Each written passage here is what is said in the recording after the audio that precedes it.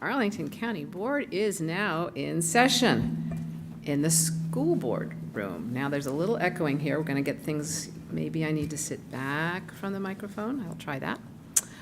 This is our August 27, 2024 County Board meeting. I am Board Chair Libby Garvey, and I am joined here by my colleagues Susan Cunningham and Matt DeFranti. Note that Vice Chair Takis Karantonis and Board Member Maureen Coffey are participating remotely due to temporary medical conditions preventing them being here physically. Before I really begin and get into the meeting, I want to just thank again our school board colleagues. I've talked to them personally for offering their meeting space while our boardroom undergoes some planned construction for the next few weeks. And thank you all who are here, actually joining us at the Syfax Education Center, and for those participating virtually through Microsoft Teams. And we are going to continue with our hybrid, some people models. Some people will be participating remotely from our staff as well, and some people here. Masks are optional. If you'd like one, they are available from the clerk on the dais, I think, or out in the hall. And you're welcome to wear those. On a few announcements before we get going. There are in-person folks here. Our podium height can be adjusted, but I think the school board one cannot. So I think that's the height of the podium. Do please speak clearly into the microphone so everyone can hear you. And if you're submitting documents as part of your testimony, please hand them to the clerk, Mr. Kushner, with your name and contact information. For remote speakers, I don't know, do we have any remote speakers today? We do not. None registered so far. Okay, then I won't talk about that. I think with that, we'll just go ahead and move on to our agenda. Before we get going on the main issue that we've got today, I do want to do one piece of procedural housekeeping, and that's regarding the board's electronic meeting policy. We've got a document that outlines circumstances under which a member of the board may participate virtually in one of our meetings, and I think we have a copy of this policy to display, if you're able to do that, Mr. Kushner. And I think you've got a little background to share on this updated policy for us. I do, if you give me just a moment. Yep, no rush. So as you said, just a slight piece of procedural housekeeping. Due to recent changes in the 2024 General Assembly legislative session, the board is required to re-adopt an electronic meetings policy annually. It has also outlined a number of minor procedural changes to clarify and expand circumstances under which a member of an elected board or one of our commissions may participate remotely in these meetings. Two to note specifically are an increase from 2 meetings per calendar year, or 25%. That number has been increased to 50% for personal or emergency reasons. The second, under, I believe you can see it on screen here, item 2C specifies that the definition of caregiver has been updated such that if you are a caregiver for someone with a, what is the language here, disability at the time the meeting is being held, you are now covered under the protections of this electronic meetings policy. And then the third point we wanted to note is because this also applies to our various advisory groups and commissions, we've added a paragraph giving them blanket coverage under this board-adopted policy, unless they have adopted their own separate electronics meeting policy, in which case that separately adopted policy would take precedent. This is just a purely backstop measure to make sure that everyone is operating under the same uniform set of standards. So, Thank housekeeping, as you said. Excellent. Thank you very much. And I will go ahead and just make a motion, and I will move that the county board, that we adopt the amendments to the county board's policy governing electronic participation in meetings. Is there a second? Second. Seconded by Mr. DeFerranti. Thank you very much. I will note, I suspect we don't need to have a lot of discussion on this, but I think our meeting today shows how important it is to have this flexibility, that we're able to continue doing the work of government despite the fact that people for a variety of reasons can't be here in person. And I think we're all set to vote unless there are any comments. All in favor, please say aye. Aye. Aye. Aye. All right. I think we've got, that's 5-0. Thank you very much, colleagues here and abroad and afar. We appreciate that. All right, so I think that with that, we're ready to move to our regular agenda. Mr. Kushner, will you please call the first regular agenda item? Yes, of course.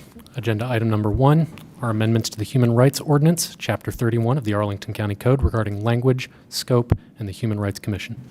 Thank you. And then Mr. Barrera, I'm going to go over to you for a brief presentation to get us started. Thank you so much. Just making sure this is on. Can you hear me? Got it. Yeah, we can. So, you have my presentation?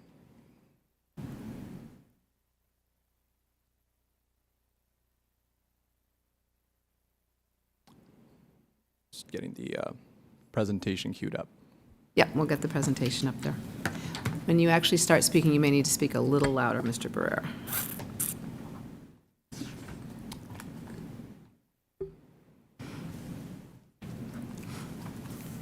Okay. My name is David Barrera. I am the Comms and Policy Manager for the County Board. I'll be going over the amendments to Chapter 31 of the Arlington County Code, or the Human Rights Ordinance. Next slide. So to begin, I want to first note that the proposed revisions today update the Human Rights Ordinance and clarify the role of the Human Rights Commission, its Executive Director, and the County Board. These revisions do not alter any jurisdiction of the Human Rights Commission or its standing committee, any jurisdiction they currently have, but are meant to provide clarity on what that jurisdiction is. The revisions to this ordinance are also a part of a larger County Board office effort to support and strengthen our commission system. I'm happy to talk a little bit more about those efforts after the presentation if the board would like. And for ease of reference for the revisions, we've divided them into 4 categories, which are displayed on screen. That is modernizing terminology and updating definitions, updating the section on prohibited acts, clarifying the scope of the ordinance, and then changing the structure and related governing rules of the Human Rights Commission. Next slide. So revisions to the Human Rights Ordinance reflect new, modern terminology to replace outdated and sometimes harmful language that is no longer in line with with both the American with Disability Act or the Virginians with Disability Act. There were also some missing references to specific demographics that we've added in. I'm just going to go ahead and highlight a few things so that you get a sense of the nature of these changes. We replaced chairman with chair and handicap with disability. I do want to note that there is a lingering disability in the ordinance, and that will require an amendment. Inserting missing references to sexual orientation and gender identity, including mental illness explicitly in the impairment definitions, and defining age and elderliness, and updating the definition of family to align with state and federal laws. And again, this isn't an exhaustive list. This is just a couple of things to highlight the nature of the changes we've made in this category. Next slide. On updating the prohibited acts section, proposed revisions would add or clarify protections against discrimination in the ordinance related to pregnancy, childbirth, or related medical conditions. I do want to pause and just note that's unless an undue hardship on the employer can be demonstrated. I believe that is a piece of law that we need to add in.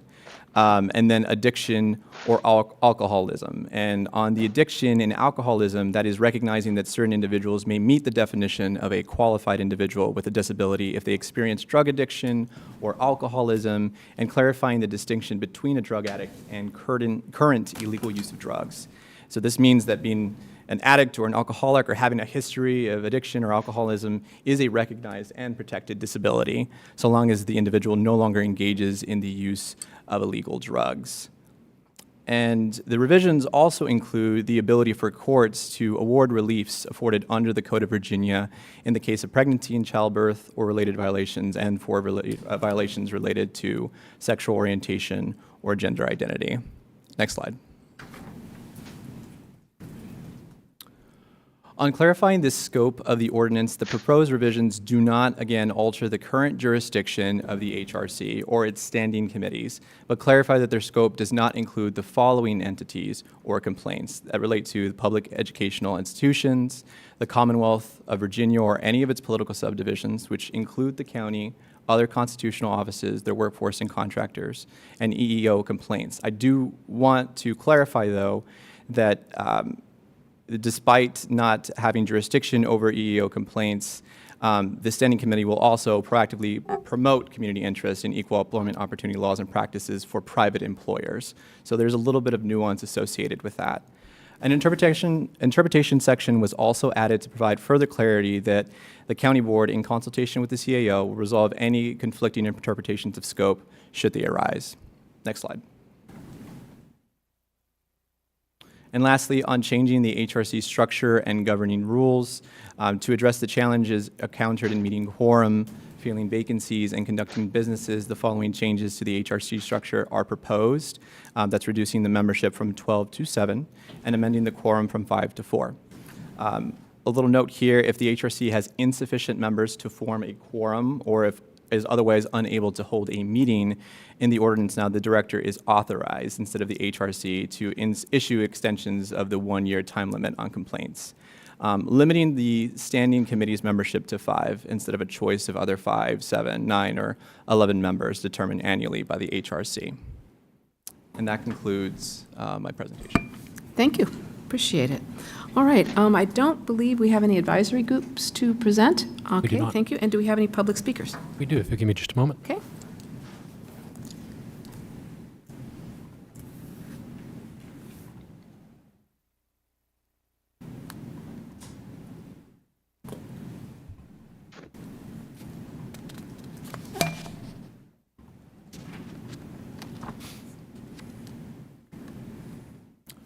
All right, we do have a number of public speakers. Our first speaker is David Lakin, followed by Pete Wilhelm.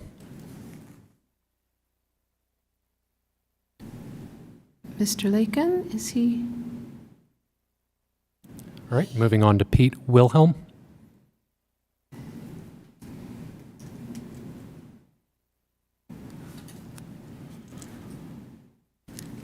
Good afternoon. Good afternoon. My name is Pete Wilhelm.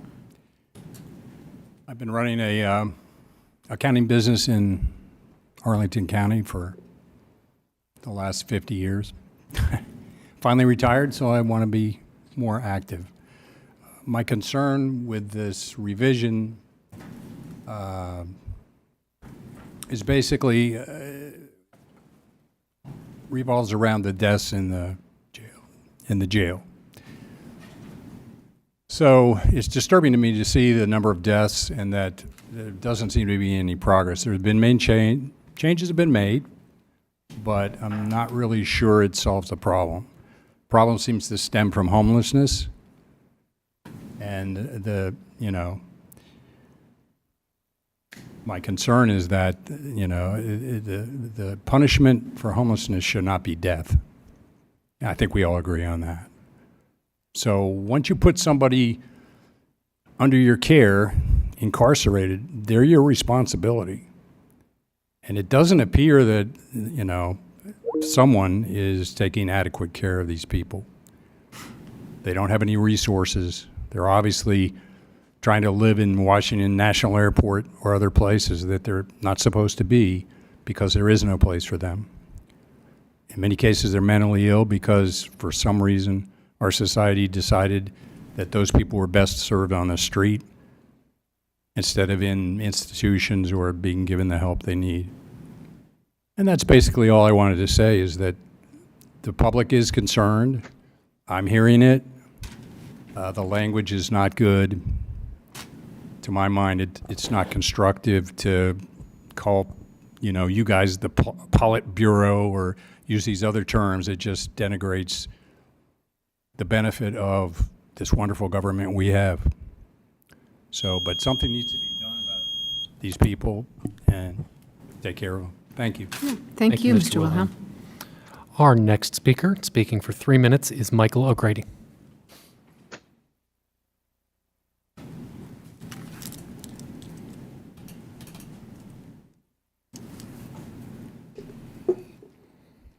Good afternoon. Good afternoon. Can you hear me okay? We can hear you Tall just people fine. Problems, I never know what's the appropriate. Actually, I think this microphone's set up better for you than for some of us. Go ahead. My name is Michael O'Grady. I'm a second-generation Arlingtonian. I'm also a PhD candidate in public policy. I'm here today in both capacities because I'm very disturbed by the changes to the HRC amendment. There is a quote by George Orwell: "Political language is designed to make lies sound truthful, murder respectable, and to give the appearance of solidity to pure wind." I've been thinking about that quote a lot recently because nothing in this amendment makes sense to me from a good government perspective. Do Black lives no longer matter as human rights to this board? Will restructuring the Human Rights Commission make it less likely there will be another death in our jail tomorrow? Will dismissing the current members bring answers and justice to the families of the departed? Does hiding the text of this resolution in the clerk's office make you less responsible for what's in it? Do you think by holding a closed vote today, we won't know what you did here? I find it troubling that after 8 years of MAGA undermining our institutions, you have decided to follow their lead. Most, if not all of you, rightfully criticize those MAGA subversions. Do you think your hypocrisy here won't further weaken our institutions? Orwell also said, if liberty means anything at all, it means the right to tell people what they don't want to hear. Now you want to silence our voices on human rights because you can no longer ignore them. I find this especially ironic because you said in your own words that you're still trying to find your voice on this issue. If you have any morality, decency, or compassion left in you, you will vote no on the Human Rights Commission amendment. Thank you, Mr. O'Grady. Any more speakers? No further speakers. Seeing if we perhaps have Mr. Lakin in the room. Lakin, is he maybe, if not in the room, is he online? We can check if you give me just one moment. Yeah. I am not seeing Mr. Lakin online. Okay. All right. I think the discussion is now with the board then, colleagues. I think I'm going to start off with just one question for Mr. Barrera, and then we can see if any other questions that we've got.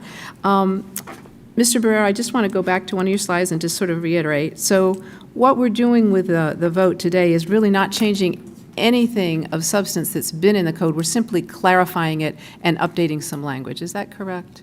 Yes, correct. Yes, thank you. All right, just wanted to kind of make that very clear. We're really not changing anything in this particular code. We may be doing some other things, but it's clarifying and not changing what's been in there for a very long time. Colleagues, other questions, comments, thoughts? Mr. DeFranti. Thank you, Madam. Is this on? Yep, it is. Okay. It's the green light right there in the front, yeah. Thank you, Madam Chair. First, I think I want to send to the clerk there is a slight typo that is an amendment. I don't know if you have that or if you could show.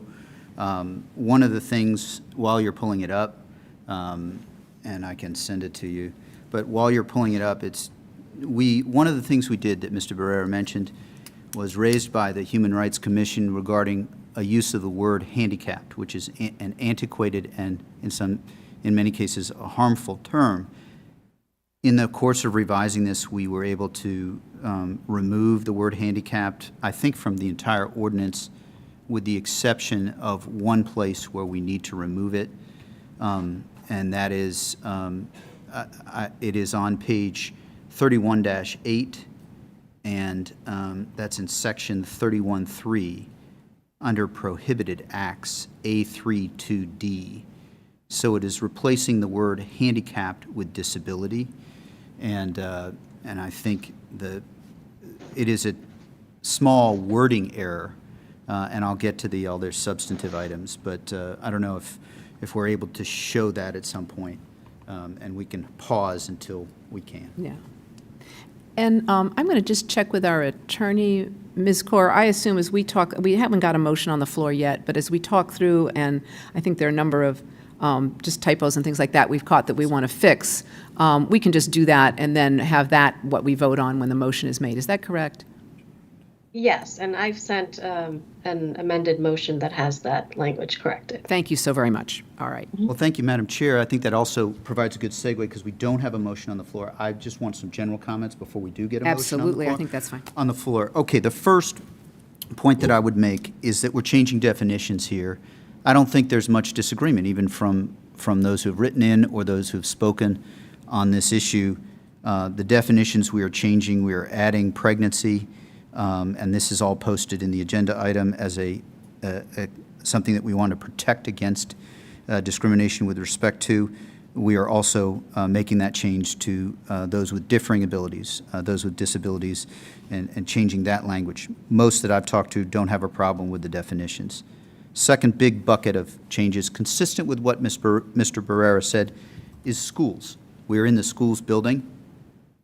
The county board is a creation of state code. School boards are also creations of state code.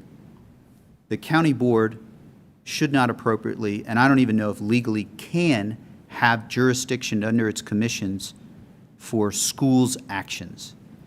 No, I don't believe we can. Maybe Ms. Kaur could confirm that.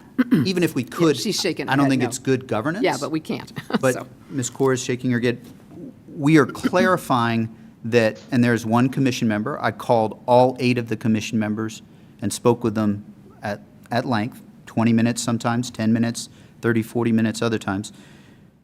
The county board should be clear that we don't have jurisdiction over the schools. The schools, yes, we have a role, but the schools, if they have a human rights concern, I believe it is appropriate that the school board then work with respect to human rights. That's good governance, and there are many instances where in our community people say, oh, the county board should tell the school board what to do. I don't agree with that. Yeah, but we simply can't, I mean, Richmond doesn't need, the code doesn't agree either. The state, So, yeah. the state law doesn't say we can engage, we all do engage. So that's a second big change. With respect to the jails, we will be standing up, we have a community criminal justice board. We will be standing that up and reestablishing an ordinance to focus on that. This board appropriated over $2 million in additional funding in the last budget cycle to address some of the jail's issues. And we should do more. Frankly, your comments, Mr. Wilhelm, we're all worried. I'll give you a specific example of what we need. We don't have a chair. There's a guy named Dave Leibson who was the chair of homeless response. He retired and then he full-time volunteered to help our continuum of care. We need a great volunteer to push us and work with us and our community to address homelessness. That does not in any way abdicate our responsibility to address homelessness. You're right, several of those who passed, homelessness has been a big thing, big component of it. But we are revitalizing the Community Criminal Justice Board because we know we need to do much more to address the safety of those in our care in the jail. It is a hard job. Don't take my word for it, and don't ask them right now, but our deputies in the back, it is a really hard job to take care.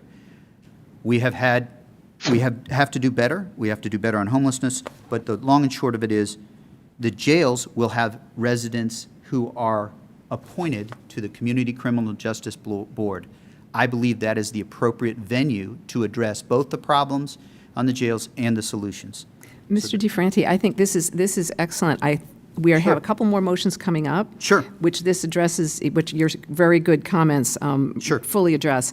I wonder if we could maybe just take care of the code update that we're doing now and then move on to those, and we will have a full and fulsome conversation wish. about the commissions and how we're moving forward. Sure. And I totally understand your desire to cover that because a lot of accusations have been thrown at us today, and I totally understand that. Sure. Anything more on the update to the code that we've got here? The amendments to Chapter 31. I think anything else, just briefly, I would Yeah, say sure. there's one more bucket that I think is worth mentioning, and that is what we're doing to clarify in the ordinance jurisdiction with respect to employment. And there's just been a lack of mutual alignment between the board and the commission with respect to employment claims by county employees. And there are multiple different mechanisms. Grievance directly. We now have unions where we haven't had them for the last 20, 30 years. And so EEO-related county issues we are trying to clarify. That is the last major bucket. Thanks. Thank you. Thank you. Ms. Cunningham. I just had a couple of points of clarification. I think in the board report, there is also a typo that sort of makes it unclear which schools are included and which ones are out. So just wanted to be, the ordinance itself was clear, but the board report had a typo. So public institutions are excluded for the reasons that have been shared here. Private institutions and schools are included in the scope. So just wanted to call that out. And then one other correction, I think the substance, the only thing of substance that is changing in the ordinance, aside from the updates to language to bring us into sort of modern times and following state law, is the number of commissioners. And I think we have had some conversation about that since this meeting was noticed. It was noticed as 7. I would prefer to see it as at least 7, and that's something we may address in the future, but just to clarify that, and the terms were slight content changes. Thank you. Thank you. That's right. Yeah, that was the one change that we actually did make, was the size of the commission. We are having difficulty recruiting for the commission at the moment. Let me see if Ms. Coffey, do you have any questions, comments? Yeah, I'd be happy to make some comments. It's always a little tricky to figure out how to jump in a virtual meeting. Oh, I promise to call on both of you, but we'll just kind of do it sequentially, although you can just wave at me and I'll try to see you. Go ahead. I appreciate that. So I think, it's really important to me to note that the ordinance as it stands before we change anything has listed out pretty explicitly the categories which the commission has jurisdiction over, which is housing, employment, public accommodations, credit, education, commercial real estate, and then retaliation amongst any of those 6 aforementioned categories. All of those categories persist to be in the ordinance after the changes that we've made. We are expanding some of the classifications, as was stated earlier. I think updating pregnancy and parenting to be part of that is a really huge thing, as well as including more definitions of mental health and substance use, as that is a massive problem in our community. I think to me is important to clarify is that within each of these things, there are so much work for the commission to be doing. My first job out of college was in fair housing and fair lending analysis. And, I think there is perception that that is either less or has been eradicated. And the reality is that so many people in our community are facing housing barriers related to discrimination, whether that's implicit bias or explicit bias. And there's a lot of work that I would like to see this commission take on and be doing. And I'm really hopeful that this can be a chance to reset and really engage in the very important, critical work for our community. And at the same time, none of these categories have included homelessness services or mental health services themselves. Those are commissions we have, the Community Services Board and our Continuum of Care and other venues, as well as the CCJB that Mr. DeFerranti is working to push forward to address some of our issues of the interaction between our jails and substance use and some of the tragedies that have occurred with people passing away. I think it's really important that we continue to do that work while also having a Human Rights Commission who is interested and committed to doing the important work that they have been charged with, because they're the only venue that we have to do that kind of fair housing work, especially. And so if they're not working on those issues, it's difficult to know where anyone should go. And I would love to see a supportive, productive commission that is able to take those things on, provide recommendations to us to help improve how we handle our situations of discrimination in the 6 areas in which the commission has jurisdiction. And so I think the other important thing to me, and I know I've talked with a couple of people about this, but is, this is an updating that is necessary. I know I've talked with some housing folks about other updates that they may want to see in the future. To me, having this update happening now does not in any way preclude that I would be open to coming back after talking with some of the advocates who have thoughts on how we can do better, how we can, make this really productive. And particularly if these changes aren't sufficient to get the commission to a place where they're able to really successfully handle the workload that we would like them to, coming back and saying, well, what else is it that we need to get done? Is it budget? Is it policy? And keeping that book open. This is not a one-time conversation. It's a continuous improvement. And so I think that is how I am approaching this and viewing this. And I'm really hopeful that with some of these changes, we can have a focused conversation and get some of the important work of the Human Rights Commission into motion. Thank you very much. I totally agree and may make my own version of those remarks when we get to actually the new charge for the commission and move forward to the next items. But thank you very much, Ms. Coffey. Mr. Karantonis. Madam Chair, will be brief. Ms. Coffey and Mr. Ferranti have covered already a good part of what I wanted to convey. I see that as well. This is a housekeeping kind of an update, a technical update of the ordinance. we're a mature community. The discrimination takes new forms every day. It's complex. It's pernicious. It is really a problem. I mean, Ms. Coffey mentioned housing issues, discrimination on the basis of gender, discrimination on the basis of sexual orientation, disabilities, etc. Not a single day is passing when we don't discover something new. And for that, we need an active commission that actually advises the board properly and works to elevate this issue and bring them to the fore. So I am supportive of this change today, and like Ms. Coffey, and I believe that most of us, I don't believe that we are done here. There will be continuous conversation about what else and what, in what ways in the future this ordinance will need to be adjusted and updated in more substantial forms. Thank you. I received a lot of emails as well, and I take them very seriously, and I keep them in mind for the next round of conversations.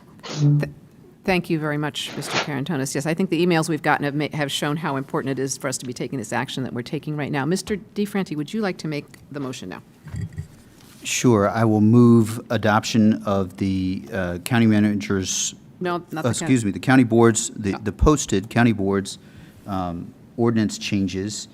And I would like to include in that motion the language that is posted, which reads, I move the board adopt the amendments to Chapter 31 of the Arlington County Code related to the Human Rights Ordinance as shown in the staff report with the following additional amendment to remove the word handicap from page 31-8, section 31-3, prohibited acts A through D, parentheses 2, and replace the word handicap with disability.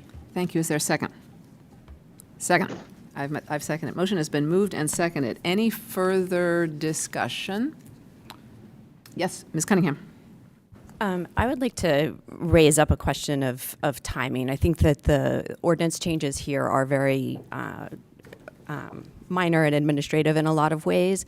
However, I don't think that's how it's been received by our community. And so I would like to ask my colleagues to consider whether we might defer action, even though the ordinance doesn't have lots of major changes, defer the action for a couple of weeks so that, as many have asked us, just to give people time to digest, recognizing that it is still August.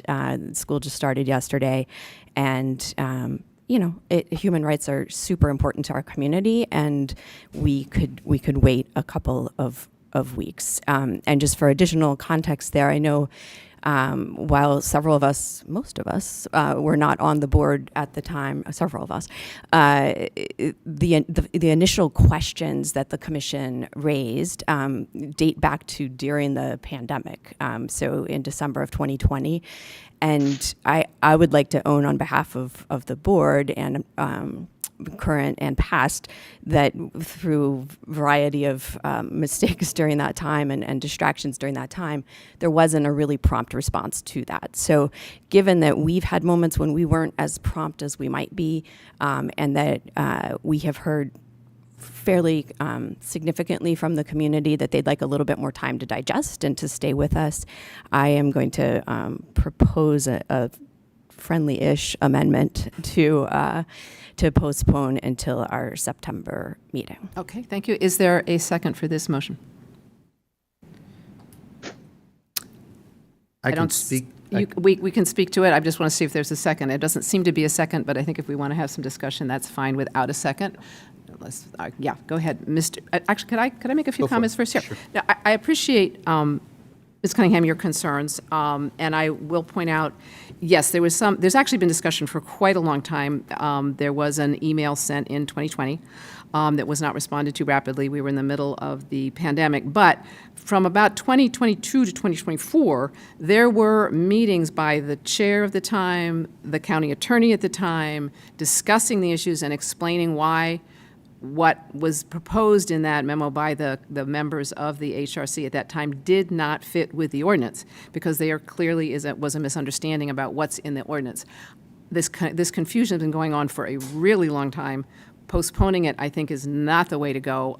We really need to get it out here. What does this ordinance say? And then we can have good discussions about, the size and how to handle the actual charge of the commission. But right now, we just really need to be clear about what it says, and spending more time, I think, will actually add to the confusion and make it seem like somehow there's something there. There really is nothing there. This is just a clarification. So we may disagree on how to handle it, but that's why I'm not willing to support your motion. But thank you for those thoughts, Mr. DiFranti. Thank you. I would say that I am, like Ms. Coffey, open to further amendments and changes, but the four main things that we are doing here: stating explicitly that we do not have jurisdiction over the schools, clarifying that in part because of unions, because there's a grievance process, EEO complaints are not within the jurisdiction, should not be, and are not clearly within the jurisdiction of the commission. Yes, I'm worried.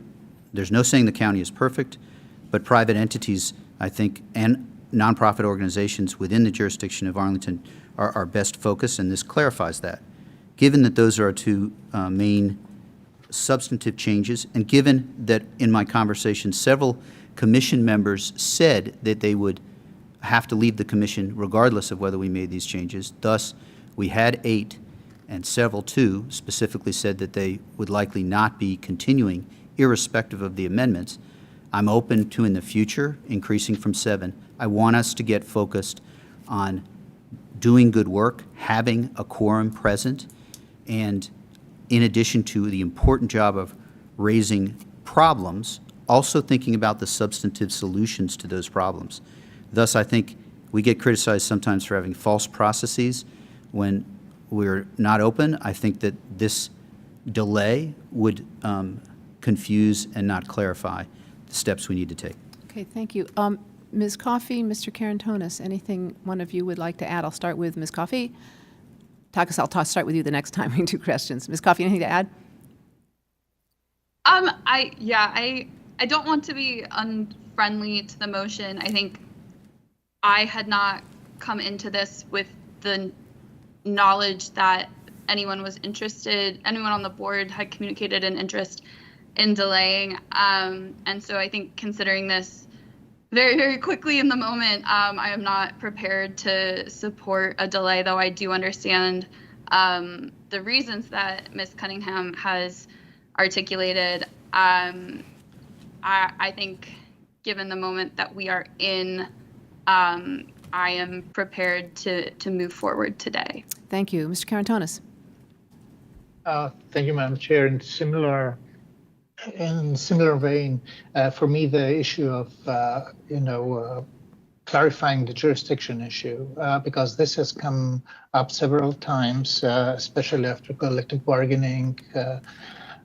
This is very important, and also the issue of the jurisdiction over the body that the county board has no jurisdiction on, which is the Arlington public school system. I think the sooner we do this housekeeping, the better we are off, and the sooner we can start with resetting and reconstructing the commission. Thank you. So that we have a working body for real work that is ahead of us. Thank you. All right. I think we are therefore ready to vote. All in favor of Mr. DiFranti's motion that is before us, please say aye. Aye. Aye. Aye. Okay. All not in favor, please say no. No. Okay. Motion passes 4-1. Thank you. All right. That brings us to our next item, and I will just go ahead with that, and I will move that the county board remove all current members of the Human Rights Commission. Is there a second? Second. Seconded by Mr. DiFranti. And I will say it is our plan to reconstitute the commission and have, if the members that we have just removed would like to continue on the commission, they are absolutely welcome to reapply. They can even send in the application that they sent long ago if they would like to do that. What we are doing now is we've made it clear what which we're trying to make clear, what Chapter 31 says and what the commission actually does and does not do. And from the comments and the discussions we've had over the past 4 years and more, it's been very clear that the members of the commission have not really understood what it is that they are tasked to do. Some of that may be on us for simply not being clear, but conversations with our attorney and with the board chair never did yield any kind of sort of coming to terms with that. So I think it's really important we not keep people on a commission that they signed up to do something that they're actually not meant to be doing. So we're going to open it up again, and we will come back with that and have a new charter for the commission, which we will take up next. But I just want to say this particular motion removes all the current members. If they would like to rejoin, they're absolutely welcome to do that.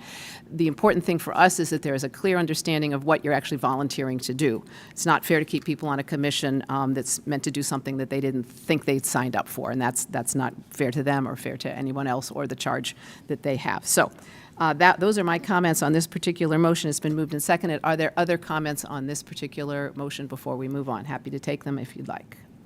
Ms. Madam Cunningham. Chair, Mr. I'll go with Takas. We've been making him go last. Yes, Mr. Karantonis. thank you, Madam Chair. What is the envisioned process and time frame for reapplying and reconstituting? The applications are already ready. I think Mr. Barrera can answer that question. Mr. Barrera? So the application right now to apply to any advisory group is already up, and so as soon as people want, they can apply right now as we're speaking to the HRC. Once you make this motion, the soonest that we would be able to appoint new members to the HRC would be the upcoming September recess meeting. Which would be our plan. Does that help, Mr. Karantonis? Yes, Madam Chair. Thank you. Okay, thank you. More questions, Mr. DeFranti? Yes, just, you said it very well. I just want to make it clear that we are looking for, this is reconstituting. There was, and it's understandable, there was an article that described it as firing, and that's understandable that that news organization had that. But I genuinely want to see the applications and will want to have interview conversations, probably via phone, Zoom, or Teams, but to reconsider. But it is a fundamentally different set of expectations that the commissioners had and that we had, and aligning those so that we get to mutual clarity is the reason why I think this step is appropriate. Thank you. And I think Ms. Coffey earlier stated very eloquently how important that work is to do, and we need to make sure that the commission does that work that is really important and needs to be done. Ms. Cunningham. I just would like to share for the community's benefit that we have had some conversations about this part of the potential movement. I think there were different ways to do it. We could have just kept with folks, rolling over and not necessarily fully reapply. Honestly, that was my preference in that, I think with the clarity of the scope, I think each and every one of our commissioners could make that decision. But I think you can probably tell that the desire to kind of do everything as one package was a little bit stronger here. So, but I do want to take the opportunity to say how crucial our commissions and our commissioners are to us and to the work of the board. We are only 5 with a mighty staff.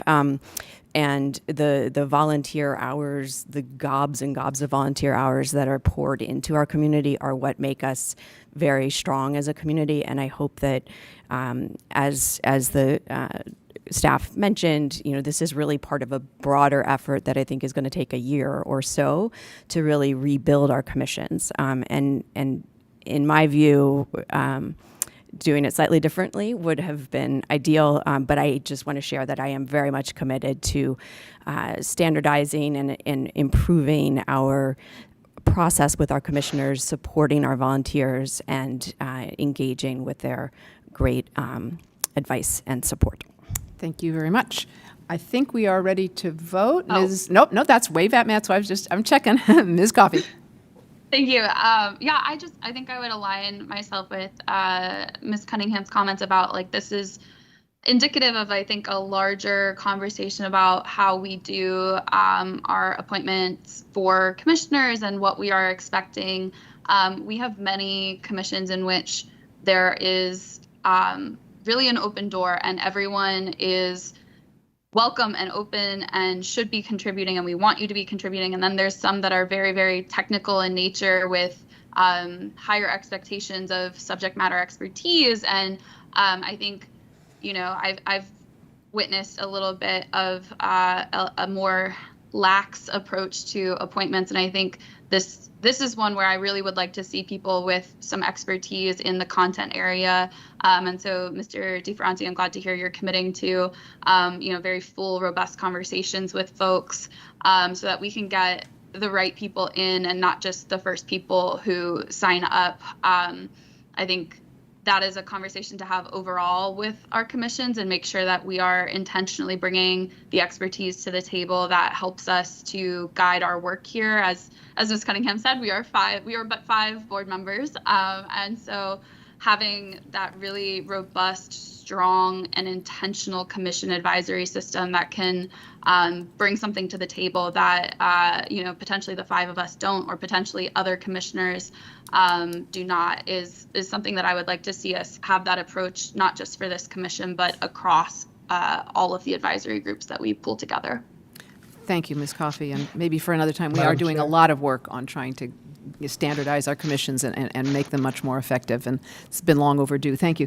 Mr. DeFranti, you had something you wanted to add? Well, I will just say that Ms. Coffey mentioned I'd be willing to do the work. I am. I would invite you, Ms. Cunningham, or any other colleague to join me in interviewing the new people, Thank new you. applications. I hear that. Thank you. I Madam think, Mr. Chair? Carantonis, one more? Yes. One more remark on this.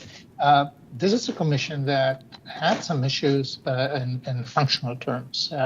Didn't meet quorum several times, etc. This is not a smooth.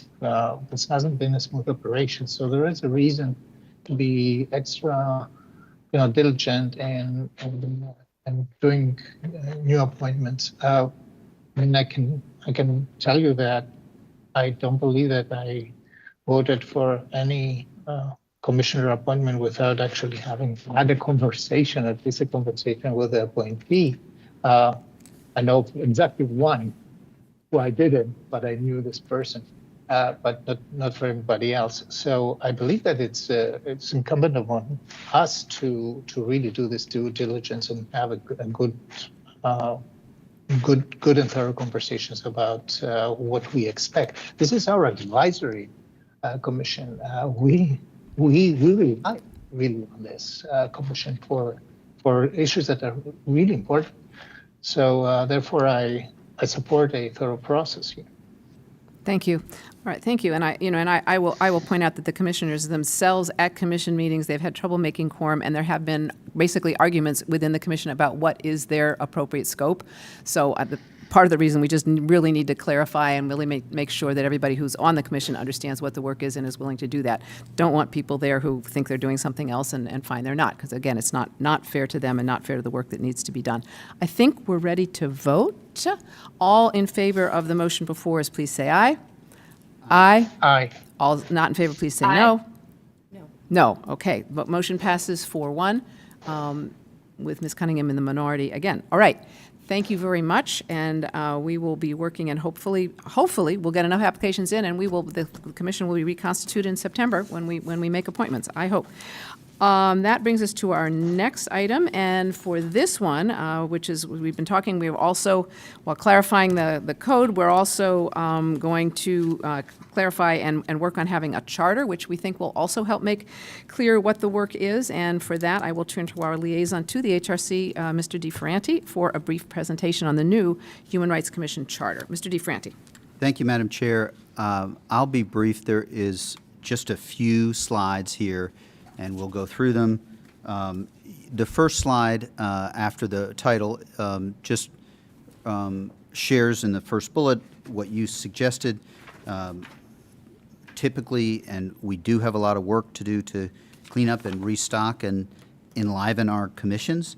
And so this is best practice to have a charter. That's why we're doing it in this case.